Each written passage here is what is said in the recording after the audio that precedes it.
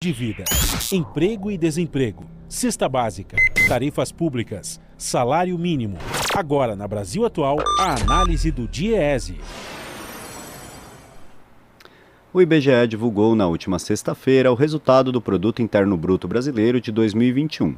Como esperado, houve crescimento de 4,6%, recuperando ao menos o patamar de 2019.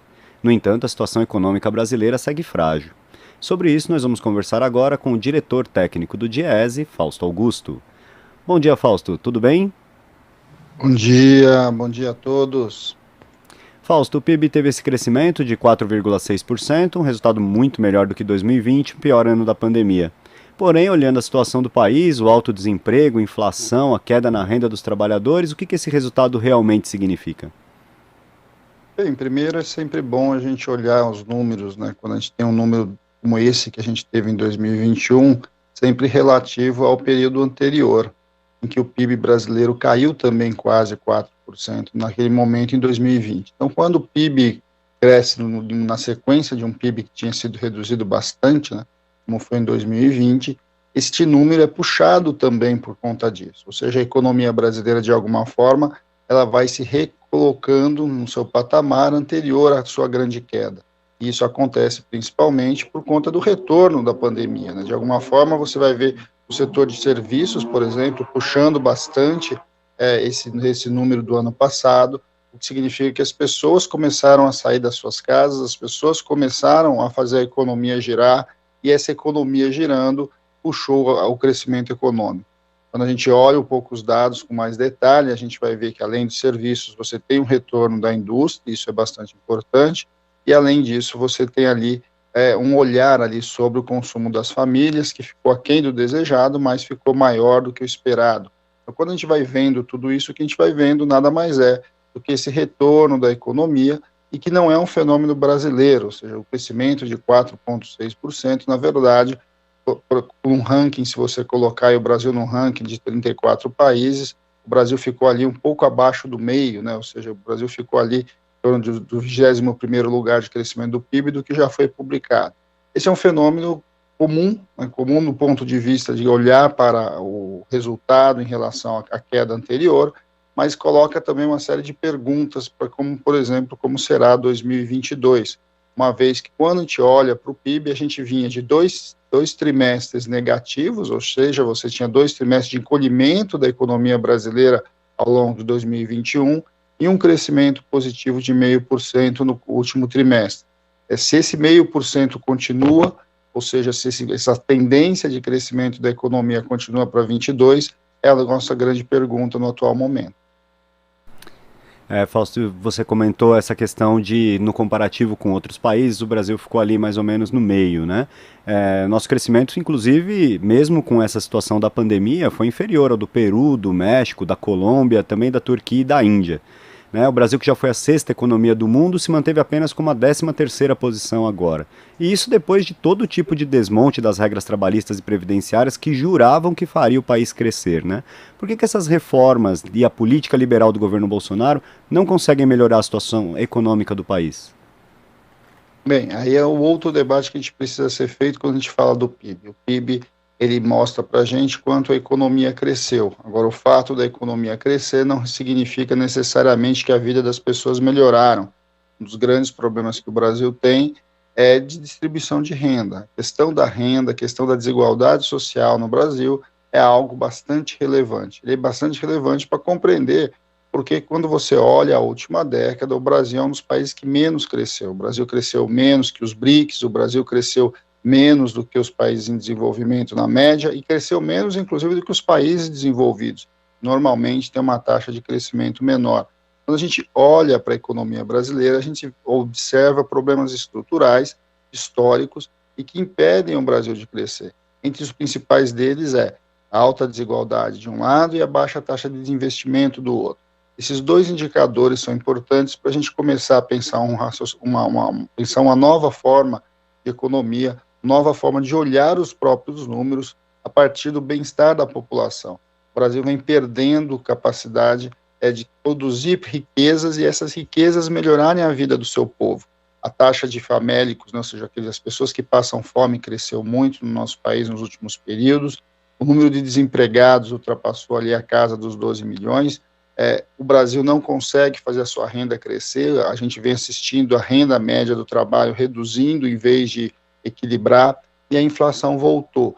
A inflação que corrói os salários, a inflação que reduz o tamanho do nosso carrinho de supermercado. De alguma forma, tudo isso é algo que estruturalmente vai colocando o Brasil num movimento muito difícil de crescimento. A tese liberal de que se desregulamentasse tudo, se fizesse uma reforma trabalhista, uma reforma previdenciária, se segurasse os gastos sociais, faria o Brasil crescer, é cada vez mais provada que ela é incapaz de fazer esse movimento. É preciso repensar a forma de crescer e crescer desenvolvendo, ou seja, o Brasil precisa crescer economicamente e precisa se desenvolver socialmente. O número do PIB sozinho significa muito pouco. Nós precisamos olhar como está a condição média das pessoas. Países podem crescer muito menos, como a gente vê principalmente nos países desenvolvidos, e a qualidade de vida do seu cidadão ser muito superior à nossa. Nós precisamos reconstruir uma visão de PIB, reconstruir uma visão de economia, para que, de certo modo, o bem-estar das pessoas esteja no centro do debate. Nós estamos, por exemplo, agora no meio de um processo de alta de taxa de juros, em que o crédito é colocado muito alto, em que a inflação ainda está num patamar muito alto e que o gasto social está num patamar muito baixo. Quando a gente coloca esses três cenários, a gente vai olhando o quanto isso, na verdade, coloca a média do brasileiro um patamar muito pior e a sua qualidade de vida muito pior. Pensar para frente significa ir além da discussão do crescimento econômico, mas, acima de tudo, desconstruir as barreiras que estão colocadas ali para o nosso desenvolvimento social. Pois é, e quando a gente observa também a média do crescimento, né, em vez de olhar só esse resultado específico, a gente vê que o governo Bolsonaro está tendo um crescimento médio ali próximo de 1% ao ano, né? E no primeiro mandato do ex-presidente Lula, entre 2003 e 2006, a média de crescimento foi de 3,5% ao ano. Já no mandato da presidenta Dilma, no primeiro também, né, de 2011 a 2014, a média foi de 2,3% ao ano. Que diferença que a gente pode destacar entre essas gestões quanto à política econômica para observar esses resultados? Bem, é fácil de diferenciar, é você colocar o pobre na conta ou você colocar o pobre fora da economia. Quando você olha a economia de baixo para cima, ou seja, quando você pensa o desenvolvimento social como base do seu crescimento, ele vai puxando as outras formas, ele vai puxando o próprio desenvolvimento, ele vai puxando as possibilidades e as oportunidades.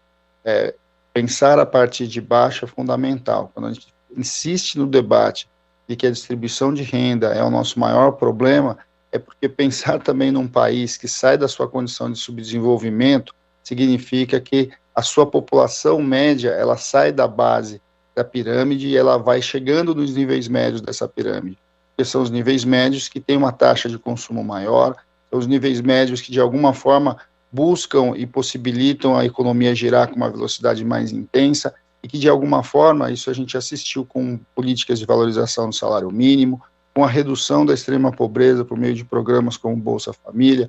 É um olhar diferente, é um olhar em que você tem o crescimento ancorado, antes de mais nada, num processo efetivo de enfrentamento da desigualdade social. A desigualdade social não é só um problema da sociedade em si, mas também é um problema econômico, é uma das travas que impede que a nossa sociedade saia do atual patamar de crescimento e desenvolvimento e atinja um patamar diferenciado.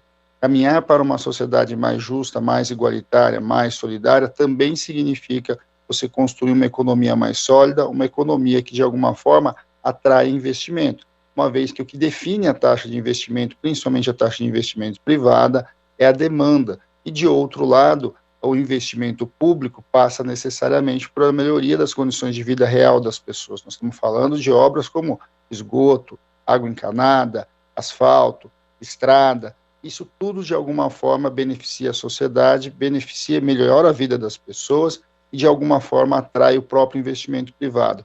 Mudar essa lógica que foi colocada a partir de 2016, do governo Temer, do impeachment da presidência Dilma, e principalmente no governo Bolsonaro, o mercado simplesmente resolve todos os nossos problemas, é um dado bastante relevante para a gente mudar a discussão de como se coloca a questão do PIB.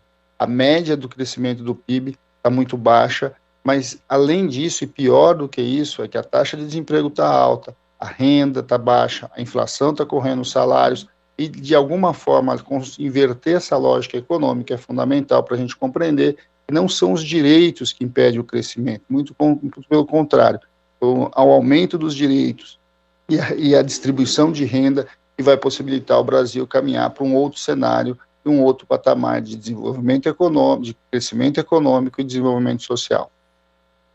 E você apontou agora essa questão da alta do desemprego, né, e da inflação que continuam lá em cima. E fazer uma última questão, temos agora a guerra também entre a Rússia e a Ucrânia, que já impacta negativamente a economia em vários países, com o aumento do petróleo, aumento do custo dos grãos e dos insumos agropecuários, né? O que a gente pode esperar então para a economia brasileira esse ano, Fausto? Esse ano é um ano bastante complicado, é um ano que, primeiro, é um ano eleitoral, e no caso do Brasil, um ano que vai definir os rumos do nosso país. De alguma forma, a depender das escolhas que forem feitas desse ano, nós vamos assistir o Brasil indo por um caminho diferente ou mantendo essa trajetória bastante complicada que a gente vem vendo aí nos últimos 3 anos para 4 anos. No meio de tudo isso, nós temos essa saída da pandemia, que é uma saída ainda tênue, né? Nós estamos vendo os dilemas ainda dessa saída da pandemia, que tem um impacto alto ainda também no conjunto da sociedade. Por outro lado, a gente tem uma guerra, é uma guerra que nós não sabemos a proporção dela, nós não sabemos se ela para ali onde ela está ou se ela continua e qual o tamanho que ela se coloca. Ela tem impactos na economia global, não só por causa do tamanho de países como a Rússia e a Ucrânia, mas também pelo papel que eles desenvolvem em algumas áreas, em especial na área de fertilizantes, em especial na área de petróleo e gás para toda a Europa. Ou seja, quando a gente vai olhar para tudo isso, a gente vê uma instabilidade muito grande no globo, na economia global, e a gente vê também instabilidades e bastante falta de projeto e de posição na economia do governo atual. Então, quando tudo isso colocado no mesmo espaço, eu sinalizo um momento bastante ruim. Todos os analistas econômicos de diversas tendências têm indicado um crescimento de PIB muito limitado, ou seja, a economia brasileira não deve passar aí do 0,5%, quizá se chegar a 1%, isso vai se comemorar muito, e isso significa, e além de tudo isso, a taxa de desemprego ainda deve demorar para cair para patamares realmente importantes. Tudo isso vai colocando um cenário bastante difícil para 2022. Mas é sempre bom lembrar, né? A gente vai estar saindo da pandemia, e é óbvio que essa sensação da saída da pandemia ajuda a gente a ter uma sensação de melhora, mas efetivamente as condições objetivas das pessoas, tanto do ponto de vista econômico, quanto do ponto de vista da inflação, quanto do ponto de vista da renda, vai mostrando que o Brasil está bem aquém do que precisa para sair da sua condição de subdesenvolvimento e entrar numa outra condição de crescimento e desenvolvimento sustentável, que é algo que a gente precisa buscar para esse próximo período. Fausto, eu agradeço a sua participação de hoje no Jornal Brasil Atual. Um bom dia e uma boa semana para você. Bom dia a todos, boa semana a todos novamente. Conversamos aqui com o diretor técnico do Diese, Fausto Augusto. Você está ouvindo Jornal Brasil Atual. As notícias que os outros não dão.